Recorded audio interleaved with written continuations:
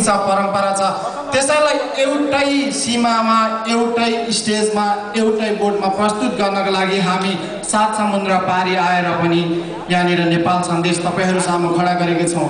हामीले भर्खरै website lunch गरेका छौं www.nepalsandesh.com।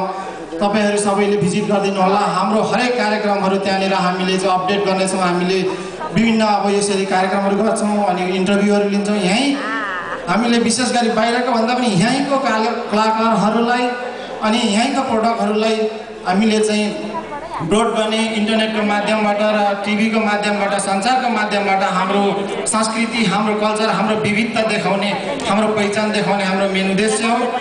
र धेरै नबोलिकन, तपाईहरुको समय धेरै नलिकन आजका हाम्रो यस नेपाल सन्देशका कार्यक्रम सञ्चालक ज्यूलाई, मेरा साथी प्रभाकर राईलाई यस कार्यक्रम सञ्चालन गरिदिनु हुनका लागि यहाँनिर निम्ताउँदै म यहाँबाट बिताउन चाहन्छु। साथी प्रभाकर राई आजका एमसी हुनुहुन्छ।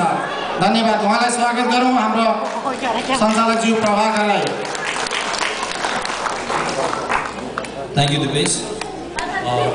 गुड इभिनिङ, नमस्कार आदरणीय दर्शकवृन्द। सबभन्दा पहिला म एउटा कुरा क्लेरिफाई के गर्न चाहन्छु भनेदेखि आजको यो जुन चाहिँ प्रोग्राम छ यो 2 चरणमा छ। एउटा नेपाल सन्देशको प्रोग्राम छ भने दोस्रो चरणमा नमस्ते अमेरिकाको हो।